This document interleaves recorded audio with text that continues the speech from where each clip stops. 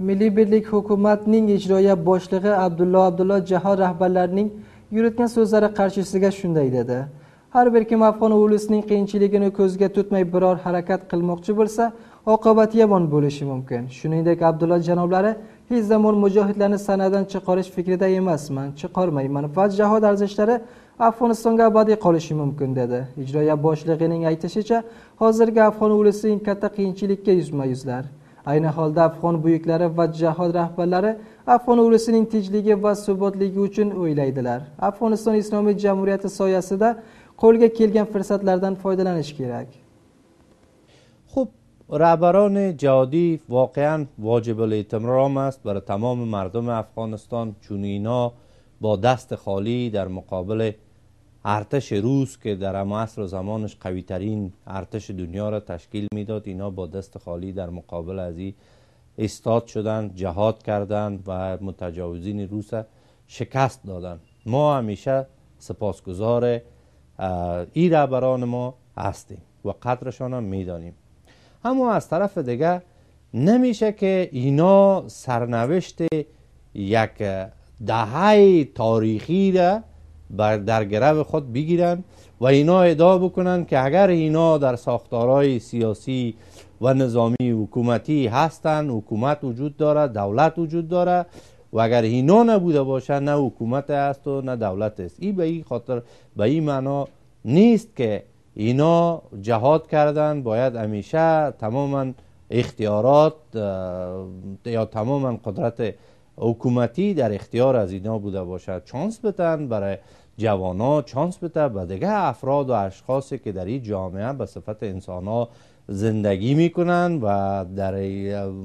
مطابق به قانون افغانستان حق اشتغال وظیفه و حق اشتراک در ساختارهای سیاسی، در ساختارهای اجتماعی مملکت را داره. دیگه خواهش ما از این رهبرای ما این است که ما واقعا قدر از اینا را میدانیم، مقام از اینا بسیار ترجیحات داره نسبت به مردم و افراد عادی جامعه، ولی اینا برای کسایی که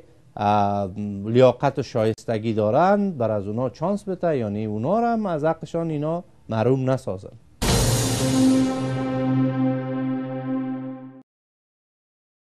من فکرم چه وشه تعهداتی که جریان کمپاینگه جناب عبدالرب رسول سیاف منم دکتر صاحب عبدالله قد دیگه باریده وشه توافق لگه فکرم چه ولگه وعدایی که زمان جریانگه که و آدم انتخابات دور دیگه ولردن حمایت قل بده وشه نقطه نظر ده یا اسماعیل خان دکتر صاحب عبدالله دن حمایت قل تیم لره منم وشه امکانات وشه توافقات که جناب سیاف صاحب و اسماعیل خان منم و دکتر صاحب عبدالله قد دیگه باید وشه توافق لگه بوله یشتکنیا و من فکرم چه بو صحبتلری که آقای سیاف قلب و اطلاع بوله بر سلسله مشکلات سلیقه‌ای و شخصی دکتر صاحب عبدالله منم بار و بوله احتمالاً بحث قدرت بوسه یا چوکی یا وزارت بوسه که احتمالاً شاید باشقه جناهای و گروه های مختلف زینفوزگه یشتکن، اما آقای اسماعیل خان آقای سیاف که اوشه تیم دن و شاگردلردن یا در حقیقت اوشه تیم انتخابات سگه اوشه قدرت یا چوکی یا اوشه منصبی که اوله توافقات لگه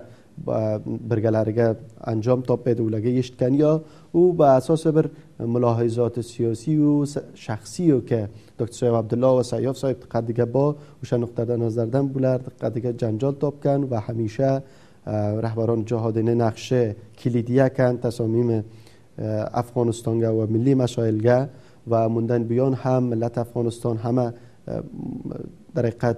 نقشه بارکن جهاد که بروز نقش دارنه من نظرم چه پر رنگ کنه همز قدرت سیاسی افغانستان حاضری سب فکرم چه این هم تاکید قلب وتشم کرای که بلرده احتمالا ملاحظات سیاسی و شخصی جناب دکتر صاحب عبدالله منم بس.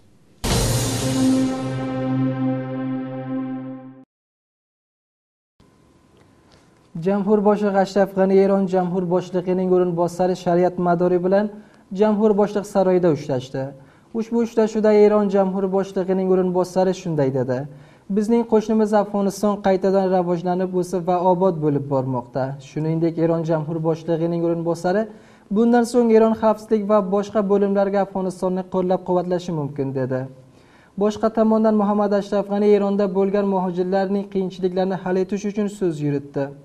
Shuningdek, jamhur boshlig'i Ashraf G'ani Afg'oniston xalqaro tashkilotining faol a'zolaridan biri bo'lib, tashqi o'lkalar, ayniqsa qo'shni o'lkalar bilan yaxshi rabita qurishni istaydi va hech zamon qo'shni o'lkalarga zarar yetkazmaydi dedi.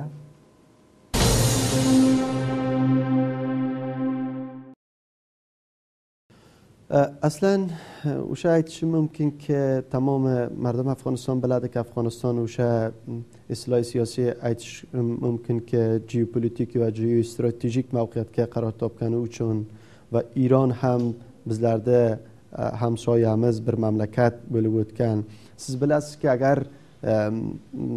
omiyona shaklga aytishim mumkin که اگر هر kimi که sinfga avval numra bo'lsa و hechga xohlamaydi که bir dov numrasi avval numra bo'lsa, به هر شکل xohlaydi که uni ro'yasini ursa to'yi که جایگاه اولیده حفظ qilsa. O'shanday ایران bir کشوره که butun Afg'onistonni yoniga با odam hamma nuqta nazardan Afg'onistondan bilan iqtisodiy lihozdan, siyosiy va ijtimoiy va hamma lihozdan bilan u hechga xohlamaydi که Afg'oniston oyog'iga tortsa, chun ularda iqtisodiga zarba uradi. ularda masoil farhangisiga zarba beradi. Agar bizlarda farhangimiz yaxshi bo'lsa, u yo iqtisodimiz yaxshi bo'lsa, mutmain kishvarlar hamsoyani o'sha daromadi va karoyisiga xeyli naqsh در حقیقت منفی ایجاد qilish uchun ایران هم اونچه آنچه که زبانیگه با و قلبیگه با وفاداری emas, uncha sodiq emas. به دلیل بود که طول تاریخ که اگر ایران در روابط افغانستان یا پاکستان روابط افغانستان مینا مطالعه قلب کیسه اولا تمام aytishlariga پابندی emas, ظاهرا و زبانگه برگپ و ایرکلariga برگپ بنان اونچه باور qilish mumkin emas. و افغانستان حکومت باید همیشه هر روابط، هر توافقنامه‌سی bo'lsa، چی کشورهای همسایه و باشقا کشورها میرم، اولین اولویت باید برسه منافع ملی مملکت یا سو هر رابطه سه بر مبنای منافع ملی بر کشور رابطه قایم قلش ممکنه.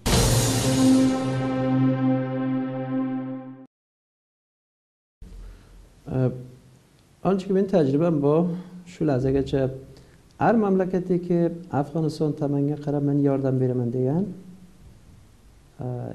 بیرمن دیگن سوزنی هم باشه اصل اوز هدفن تعقیب قلیکن. یعنی فقط خالی کلا افغانستان نفوذ داره بولسه و افغانستان در حقیقت میدان جنگ بولسن یا وروش بولسن